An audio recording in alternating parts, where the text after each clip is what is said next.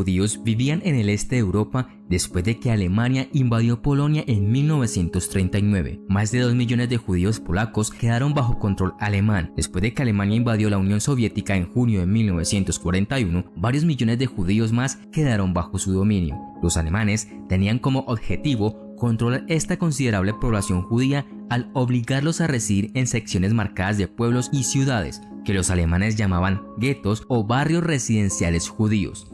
En total, los alemanes crearon al menos 1000 guetos en territorios ocupados. El gueto más grande estaba en Varsovia, la capital polaca, donde estaban confinados casi medio millón de judíos. A los judíos de otros distritos de Varsovia, así como a los de otras ciudades, se les permitía traer solo el mínimo absoluto, generalmente pertenencias personales y ropa de cama. Eso significó pobreza instantánea y una gran desventaja social en comparación con los habitantes originales del distrito anterior al gueto. Los alemanes generalmente marcaban las secciones más antiguas y deterioradas de las ciudades para los guetos. A veces tuvieron que desalojar a los residentes no judíos de los edificios para dejar espacio a las familias judías. Muchos de los guetos estaban encerrados por cercas o paredes de alambres de púas, con entradas vigiladas por la policía local y alemana, además de polacos y miembros de las SS. Solo aquellos con permisos especiales podían abandonar el gueto. Durante el toque de queda por la noche, los residentes se vieron obligados a permanecer dentro de sus apartamentos. En las ciudades polacas de Lodz y Varsovia, las líneas de tranvía atravesaban el centro del gueto. En lugar de redirigir las líneas, los trabajadores las cercaron y los policías vigilaban el área para evitar que los judíos escaparan en los tranvías. Los pasajeros de afuera del gueto usaban el tranvía para ir a trabajar y algunos los montaban los domingos solo para mirar y burlarse de los prisioneros del gueto. A medida que grandes poblaciones fueron forzadas a áreas pequeñas, varias familias se vieron obligadas a compartir cada casa. En el gueto de Varsovia, un promedio de poco de más de 7 personas compartieron una habitación. Este hacinamiento, junto con la falta de agua corriente limpia y sistemas de alcantarillado adecuados, resultó en un saneamiento eficiente. Las enfermedades contagiosas se propagaban rápidamente en estas viviendas estrechas y poco sanas.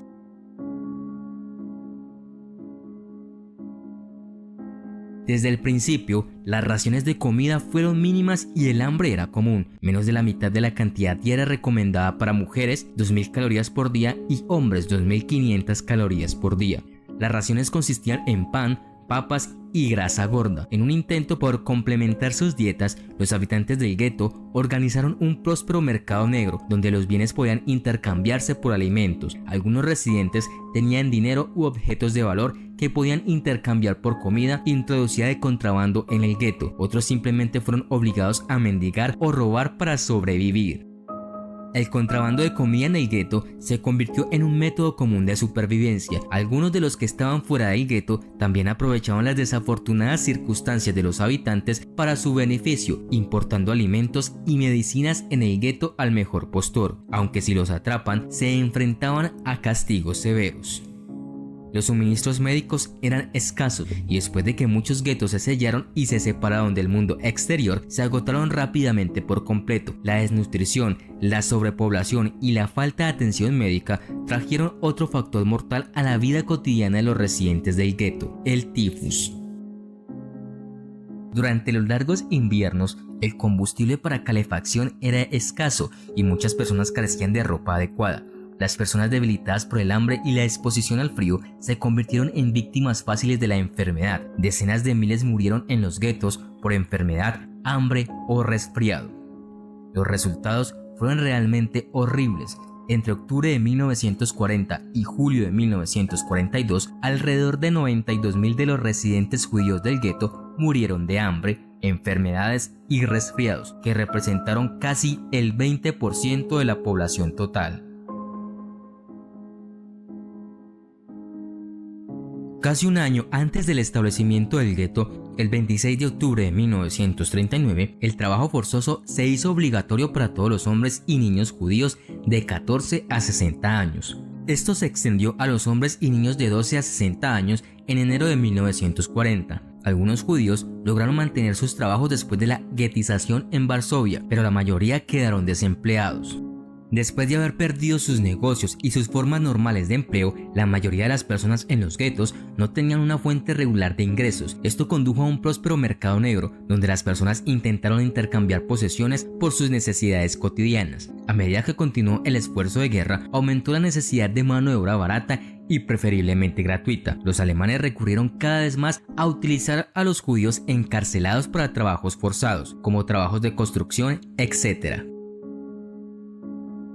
El trabajo en cada gueto difería. Los habitantes podrían usarse para cualquier cosa, desde trabajos de construcción hasta confección de ropa. Los trabajadores forzados trabajaban en jornadas extremadamente largas en condiciones brutales. Algunos trabajos se utilizaron como una forma de castigo en lugar de para la productividad, aunque la mayoría de ellos intentaron utilizar productivamente la mano de obra gratuita, generalmente para el esfuerzo de guerra. Para algunos judíos, el trabajo fue una línea de vida temporal, ya que aquellos que estaban siendo utilizados para el trabajo a menudo recibían raciones adicionales, aunque todavía eran mínimas, y tenían menos probabilidades de ser elegidos para listas de deportación. El trabajo a menudo también ofrecía la oportunidad de escapar de las paredes del gueto, lo que brindaba a los trabajadores oportunidades adicionales de contrabandear alimentos o material racionado, aunque esto también aumentaba el riesgo de ser atrapados y castigados. También hubo varios teatros que mostraron obras, así como artistas, músicos, bandas y escritores que publicaron en secreto. Desde el 15 de enero de 1941, los habitantes del gueto también podían enviar y recibir correos a través de la oficina de correos de Varsovia con sede en el gueto. La publicación no era confiable y podría suspenderse temporalmente. También fue censurado y solo podía enviarse a países neutrales que no estaban en guerra con Alemania. A pesar de estos desafíos, el servicio postal significaba que los habitantes podían recibir paquetes de alimentos de parientes en Polonia o en el extranjero y difundir las malas condiciones allí, aunque utilizando lenguaje indirecto o dibujos.